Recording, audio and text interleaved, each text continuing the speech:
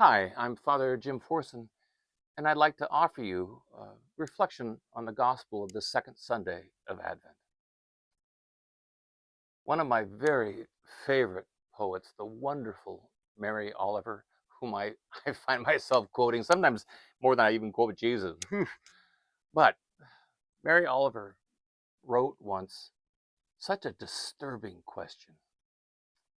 She said, "Listen, are you breathing just a little and calling it a life?" That can be so fearful a question.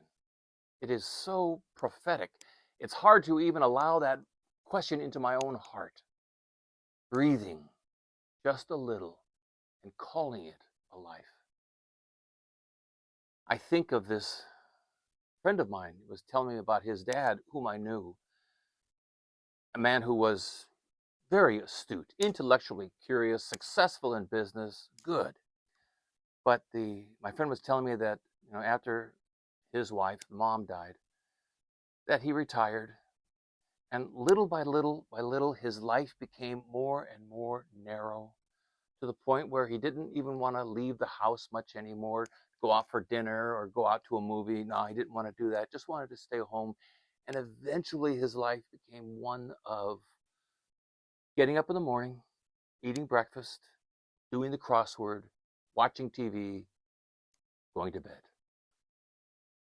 breathing just a little.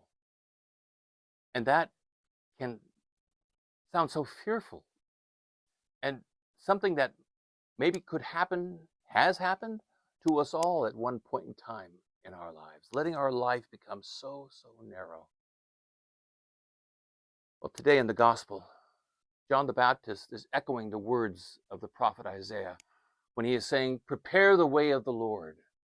And that doesn't mean go to Mass more or say more prayers. Those are good. That's not what John is talking about. When he is saying, "Prepare the way of the Lord," he is talking about living a new life, becoming transformed, so much so that the life that I had before, I now leave behind, and I begin to enter into a new life. So, in this second Sunday of Advent, we are called to be transformed, to prepare the way of the Lord.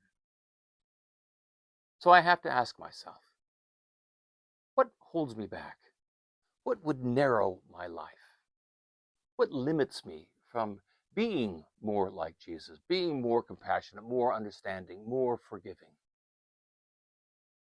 Well, I'd like to offer you this one reflection, this one idea of what might just do that.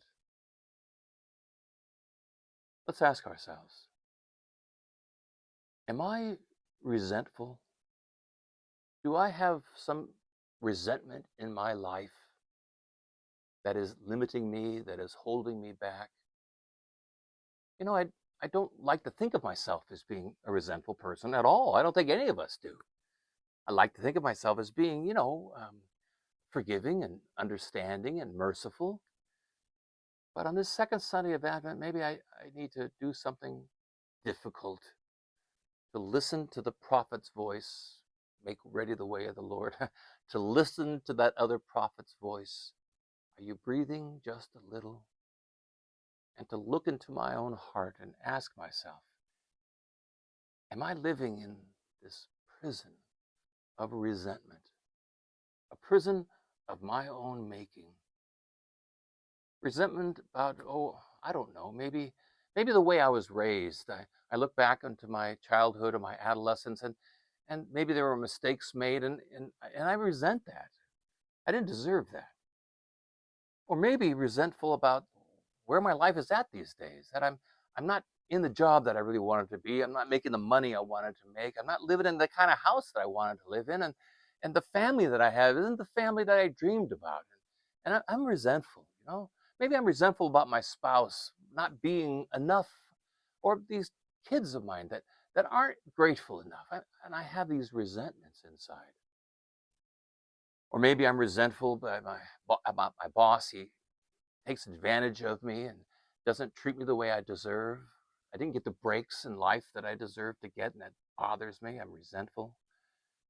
Or maybe even I'm resentful and I'm angry about the leaders of our country, of our world, that are doing just a terrible job because there is so much violence and so much war and all the people in the streets living there, and nobody seems to be solving any of the problems. Global warming, and I feel powerless to do anything about any of that, and I hate that, and I am resentful that they aren't doing a better job. So John the Baptist came into this world to help people live free lives. He called them to the Jordan River, told them to confess their sins, be baptized, and live a new life.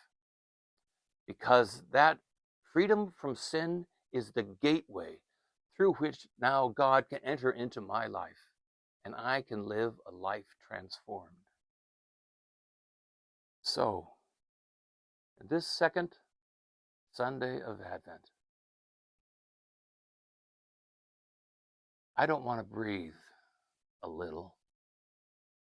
Don't you want to breathe a lot? Let's look into our hearts and decide, is there any resentment in there that's holding me back? Well, if so, then I present myself to God, and I confess my sin to Him, and I ask for forgiveness. And then I will really, truly have prepared the way of the Lord by having made my heart ready for whatever the birth of Christ might bring.